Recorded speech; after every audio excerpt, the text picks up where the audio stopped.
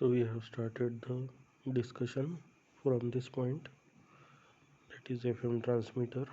Mm, So we have seen this generation of the FM, direct generation of the FM, as well as indirect generation of FM. Then the narrow band FM and the wide band FM. Then we have seen the basic working principle. We have seen this basic working principle of the frequency modulator as well as the direct FM generation using the FET reactance modulator. And now today we have to study. So yesterday we have seen this, how the frequency convergence can be converted into the amplitude convergence, as well as as well as as well as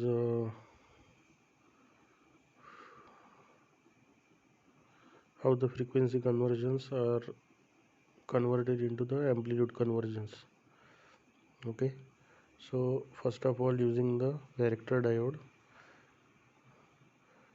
So what are the contents of this first FM transmitter? That is the reactance modulator, oscillator, amplifier and frequency multiplier, class C power amplifier. The transmitter of direct FM modulation is as shown. Here impedance level of the reactance modulator is varied according to the instantaneous value of the modulating signal.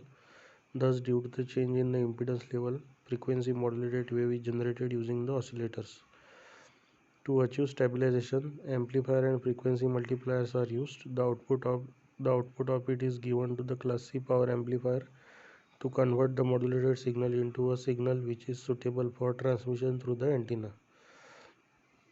So the reactance modulator, it is nothing but the generator of what FM signal. Then we have the oscillators. What is the purpose of the oscillator? Oscillator is used to generate the carrier signal, which is the high frequency signal. Then amplifier and the frequency multiplier. As you know that again, to cover the distance, to cover the long distance, we need the signal will have the, to cover the long distance, signal is to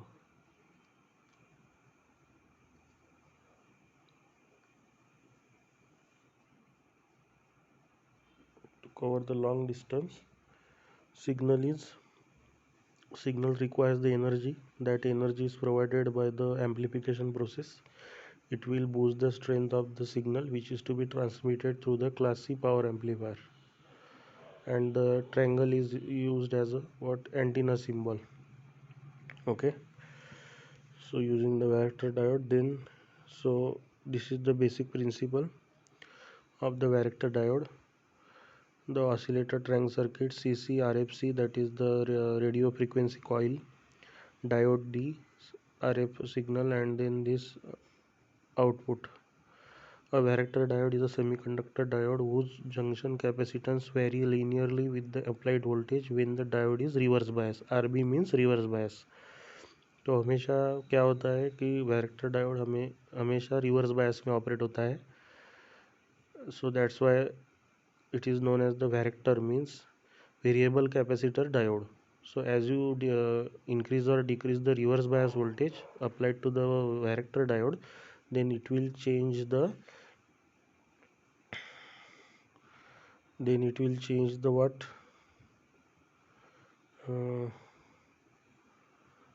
then it will change the capacitance value of the diode. So always varactor diode is in the reverse bias condition. Such diodes are frequently used to produce the FM. FM is the frequency modulation. Here diode D is reverse bias to provide the junction capacitance effect, since the bias varies by the modulating voltage which is in the series with it. So modulating voltage will be applied at the AF side. Okay, since the bias voltage varies by the modulating voltage which is in the series with it, the junction capacitance will also vary, causing the oscillations frequency to change accordingly. So this is the circuit diagram. So in the देखो क्या होगा, यहाँ पे AF signal जो applied किया है, AF signal, AF जो लिखा हुआ पार्ट है एक्सट्रीम राइट हैंड साइड, ये वाला,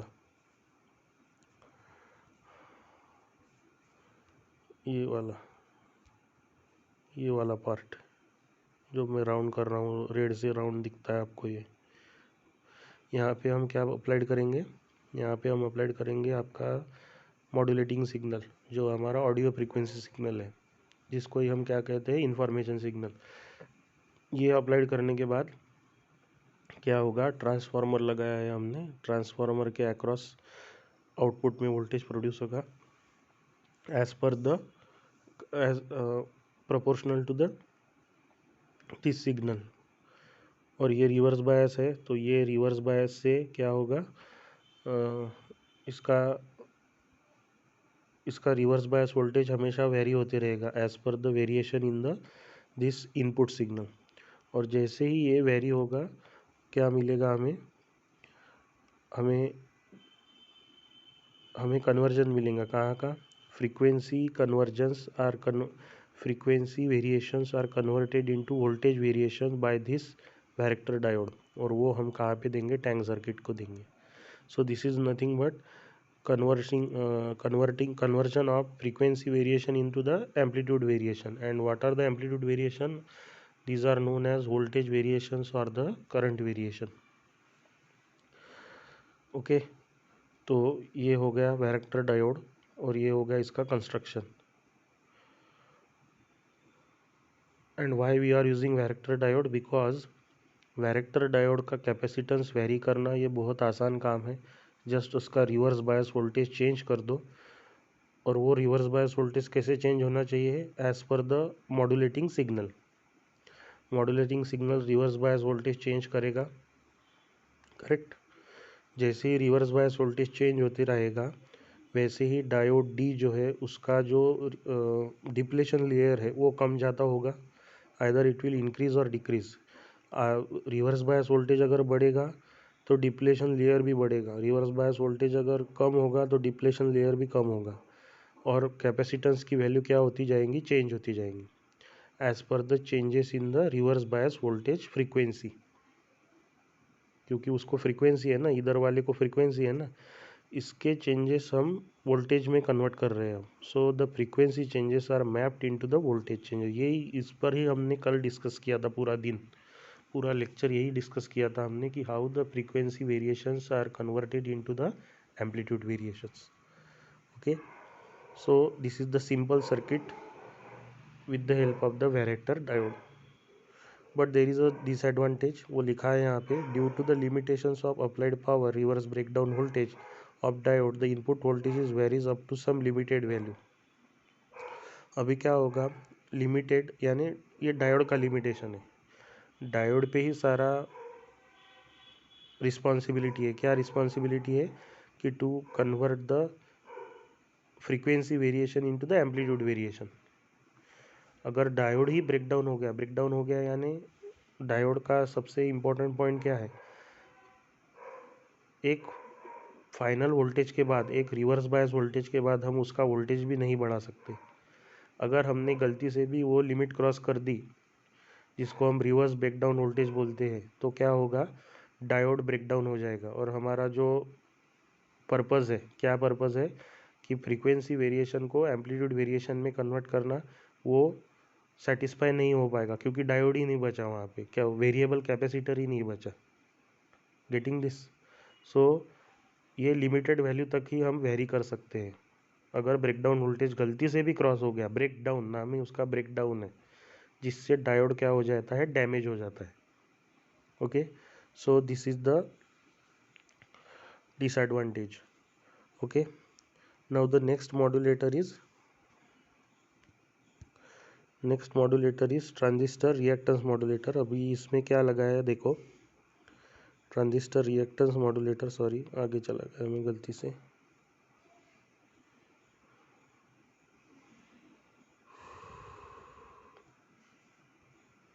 okay, I will share again.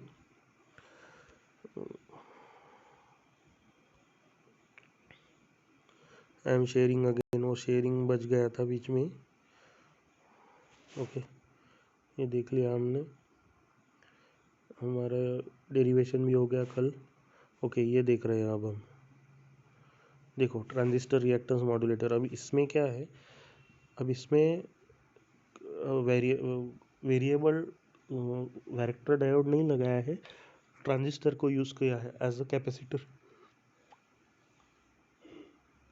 Okay, तो ये क्या है, टू स्टेज ट्रांजिस्टर है, ट्रांजिस्टर सर्किट है, जिसमें जिसमें क्या किया है।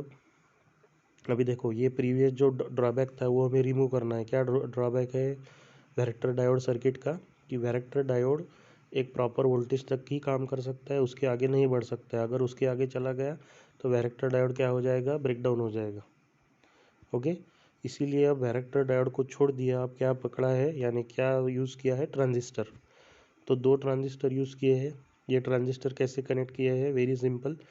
उसमें ट्रांजिस्टर को कौन सा बायसिंग लगाया है, वोल्टेज डिवाइडर बायस लगाया है। दोनों में कपलिंग किया है bye means of the capacitor, और AF दिया है पहले ट्रांजिस्टर को, और आउटपुट मिलता है हमें दूसरे ट्रांजिस्टर के एमीटर के पास। ये अगर आप प्रॉपरली स्टडी करो ये सर्किट तो आपको समझ में आएगा कि टू स्टेज ट्रांजिस्टर सर्किट है सबसे पहले। Secondly, these transistors are connected by voltage divider bias with the help of the capacitor. After that, voltage divider bias होने के बाद क्या किया है, फिर हमें आउटपुट मिलता है कहाँ पे, सेकंड ट्रांजिस्टर के एमीटर के पास, and VCC is applied to the both transistor, और AF इनपुट यानी audio frequency input is given to the first transistor, और आउटपुट मिलता है हमें सेकंड ट्रांजिस्टर के एमीटर के पास। So this is the transistor reactance modulator which is modified version of the diode circuit, क्योंकि डायोड का लिमिटेशन जो है ब्रेकडाउन वोल्टेज का, अब हमें रिमूव करना है। Okay, so we will move forward now. I have explained you the circuit. Okay, तो ये है इसका वर्किंग प्रिंसिपल देखेंगे हम। So working principle is same. अब वर्किंग प्रिंसिपल कैसा सेम है कि जो यहाँ पे अब क्या है, दो ट्रांजिस्टर लगाया है तो क्या होगा, अभी जो AF इनपुट है इससे एमीटर और बेस में का जो VBE है वो चेंज होते रहेगा। वो जैसे ही चेंज होते रहेगा, ट्रांजिस्टर का जो रेजिस्टेंस है वो भी चेंज होते रहेगा, और क्या होगा फिर, as per the changes in the frequency changes VBE change होगा, और जैसे ही VBE चेंज हो गया ट्रांजिस्टर का रिएक्टेंस चेंज होगा। रिएक्टेंस यानी इम्पीडेंस चेंज होगा, और वही इम्पीडेंस अब हमें हेल्प करेगा कहाँ पे, to convert the frequency variation into the amplitude variation. तो यही है, डायोड जैसे ही है, वेरिएबल कैपेसिटर डायोड जैसे ही है, बट अब डायोड की जगह पे ट्रांजिस्टर लगा दिए हैं, इसीलिए हमारे पास क्या है, एडवांटेज है। ओके, सो रिएक्टेंस मॉड्यूलेटर हो गया है ये। So this is the transistor reactance modulator which is the extended version of the diode। ये हो गया आपका direct FM generation. Working principle दोनों का सेम ही है। AF इनपुट, ये देखो यहाँ पे AF इनपुट दिखेगा आपको। पीछे आता हूँ मैं।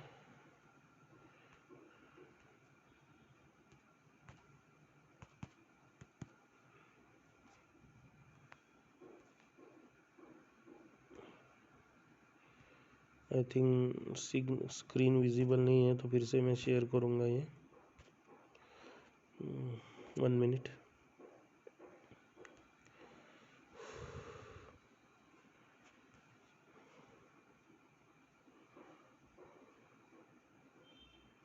ये देखो यहाँ पे आपको AF इनपुट दिख रहा है। AF इनपुट क्या है? AF इनपुट यानी जो भी ऑडियो फ्रीक्वेंसी सिग्नल है वो यहाँ पे पुट करेंगे, हम यहाँ पे इनपुट देंगे एंड हमें वेरिएबल फ्रीक्वेंसी, जैसी फ्रीक्वेंसी वेरी होती रहेंगी ऑडियो फ्रीक्वेंसी मॉड्यूलेटिंग सिग्नल की, तो हमें इसका रिएक्टेंस चेंज होगा दोनों का भी, दोनों ट्रांजिस्टर का, और हमें आउटपुट में क्या मिलेगा? Frequency variations are converted into the amplitude variation, that is nothing but voltage and current variation. तो ये आपका ट्रांजिस्टर रिएक्टेंस मॉड्यूलेटर है जिसका वर्किंग प्रिंसिपल सेम ही है। अब हम देखेंगे indirect FM generation. Indirect FM generation में क्या होगा? नीड, सबसे पहले नीड देखते हैं। As a crystal oscillator cannot be successfully frequency modulated, direct modulation has the disadvantage of being based on the LC oscillator, which is not stable enough for the communication or the broadcast purpose. देखो, when you have studied the electronics devices and circuits in third sem, what concept we have studied कि सबसे बेहतरीन या सबसे बेहतर oscillator कौन सा होता है? क्रिस्टल ऑसिलेटर होता है। बाकी कौन सा भी ऑसिलेटर अच्छा नहीं होता है। इसीलिए कंप्यूटर्स में या आपके माइक्रो प्रोसेसर में सब तरफ आपको क्रिस्टल ऑसिलेटर ही दिखेगा, आपको कोई दूसरा ऑसिलेटर नहीं दिखेगा। तो डायरेक्ट एफएम जनरेशन का डिसएडवांटेज क्या है कि उसका जो डिपेंडेंस है एलसी पे, एलसी सर्किट यानी इंडक्टर और कैपेसिटर सर्किट, वो बहुत ज़्यादा है। तो इसीलिए वो सूटेबल नहीं है एफएम जनरेशन के लिए। तो क्या किया है हमने? दूसरा फिर इनडायरेक्ट एफएम जनरेशन का एक मेथड है, उसमें क्या है देखो। This above method requires stabilization of the reactance modulator. It is possible to generate FM through phase modulation. Correct, हमने फेज मॉड्यूलेशन भी देखा है। Here also crystal oscillator is used. The method is known as the Armstrong method. The most convenient operating frequency of the crystal oscillator and the phase modulation in the vicinity of 1 MHz. But transmitting frequency is normally much more higher than this, thus the frequency multipliers are used. तो indirect FM generation यानी क्या है? Phase modulation करके frequency modulation produce करना। Phase modulation भी हमने unit number 2 में पढ़ा है। ओके, सो अब इनडायरेक्ट एफएम जनरेशन में हम क्या कर रहे हैं? फिर से एक बार, सबसे पहले तो डायरेक्ट एफएम जनरेशन का ड्रॉबैक क्या है कि डायरेक्ट एफएम जनरेशन में एलसी सर्किट यूज़ होता है, लेकिन एलसी सर्किट का स्टेबिलिटी जो है as the output frequency is concern, यानी एलसी सर्किट से कुछ तो भी हम आउटपुट फ्रीक्वेंसी प्रोड्यूस करने वाले हैं, उसकी स्टेबिलिटी नहीं होती है। क्योंकि सबसे स्टेबल ऑसिलेटर कौन सा होता है? क्रिस्टल ऑसिलेटर होता है, जो हमने डायरेक्ट एफएम जनरेशन में देखा नहीं है। डायरेक्ट एफएम जनरेशन में क्या देखा? एक तो वैरेक्टर डायोड देखा हमने, नहीं तो रिएक्टेंस मॉड्यूलेटर देखा 2 ट्रांजिस्टर वाला, नहीं तो वैरेक्टर डायोड देखा। बाकी क्रिस्टल ऑसिलेटर का यहाँ पे कोई भी लेना देना नहीं है। तो क्रिस्टल ऑसिलेटर पे कोई भी लेना देना नहीं है। ओके, तो इसीलिए फिर हम कौन से मेथड पे गए? हम गए फिर इनडायरेक्ट एफएम जनरेशन पे। इनडायरेक्ट एफएम जनरेशन में क्या होता है? फेज मॉड्यूलेशन करके हम फ्रीक्वेंसी मॉड्यूलेशन करते हैं। Thus the above method requires stabilization of the reactance modulator. It is possible to generate FM through phase modulation. Here also crystal oscillator is used. The method is known as the Armstrong method. The most convenient operating frequency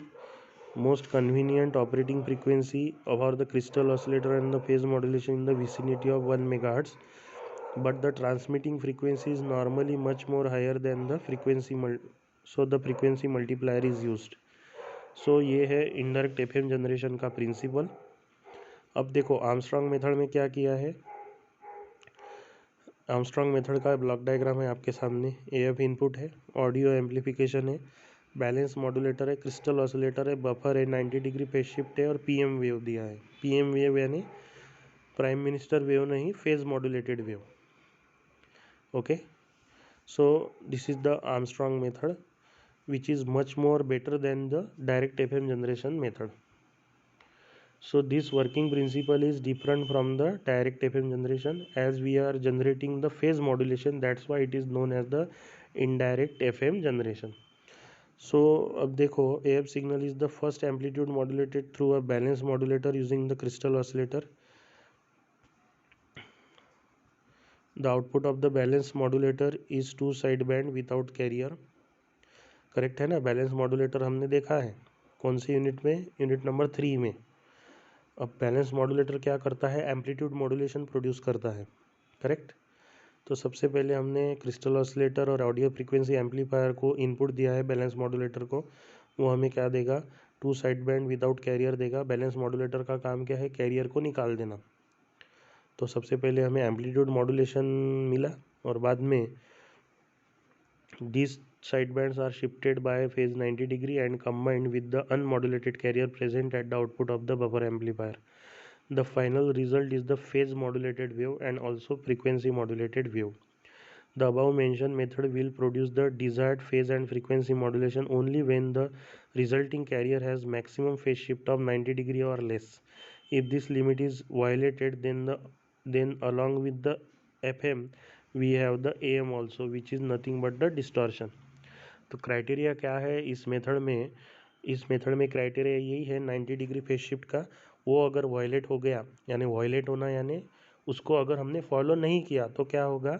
हमें am modulated wave भी मिलेगा जो कि distortion किया कहा जाएगा. Why? Because we are working with the FM signal. We don't need AM signal. हमें AM नहीं चाहिए, हमें एफएम चाहिए. तो एफएम लेने के लिए हमें क्या करना है? फिर से देख लो एक बार. सबसे पहले crystal oscillator which is the stable oscillator, audio amplifier उसको दे दिया बैलेंस मॉड्यूलेटर को. बैलेंस मॉड्यूलेटर क्या करेगा? बैलेंस मॉड्यूलेटर करेगा कैरियर को निकाल देगा और 90 डिग्री फेज शिफ्ट भी कर देगा. और क्रिस्टल ऑसिलेटर और बफर के थ्रू दोनों का कॉम्बिनेशन होगा 90 डिग्री फेज शिफ्ट सिग्नल और क्रिस्टल ऑसिलेटर का सिग्नल. तो हमें पीएम वेव भी मिलेगा और एफएम वेव भी मिलेगा. अगर हमने 90 डिग्री फेज शिफ्टिंग का क्राइटेरिया नहीं फॉलो किया तो हमें प्रॉपर आउटपुट नहीं मिलेगा, जिसको हम क्या कहते हैं? डिस्टॉर्शन कहते हैं. तो ये नेक्स्ट मेथड है which is the Armstrong method. ये देखो आर्मस्ट्रॉन्ग मेथड का भी ये मैंने एक्सटेंडेड वर्जन है. Crystal oscillator, buffer, combining network, 90 degree phase shift, balance modulator, audio amplifier. First group of multiplier mixer, crystal oscillator. Second group of multiplier class C power amplifier. अभी frequency multiplier क्यों use किए? क्योंकि frequency को boosting करना है, frequency को बढ़ाना है. फ्रीक्वेंसी को जैसे ही हम बढ़ाएंगे हमारा कम्युनिकेशन रेंज क्या हो जाता है? बढ़ जाता है. Here few additions are made. The first and second group of the multiplier are used to increase the frequency to the desired level. The other blocks operate in the same way as in case of the direct FM transmitter. Okay. So what we have discussed that this is the Armstrong method, which is the phase shift method known as the indirect FM generation. यहाँ तक किसी को कुछ difficulty? You can ask me और you can reply in the chat box. I think 2 to 3 students are present. So any difficulty up to this? देखो notes बहुत ही simple language में लिखा है और एक बार या दो बार आप पढ़ लोगे पॉइंट्स तो आपको कंसेप्ट समझ में आ जाएगा. This is very easy to understand notes. और ये नोट्स केनेडी और दूसरे एक दो टेक्स्ट बुक रेफर करके प्रिपेयर किए हैं. So you will get correct explanation. Okay. Any difficulty up to this? You can reply in the chat box.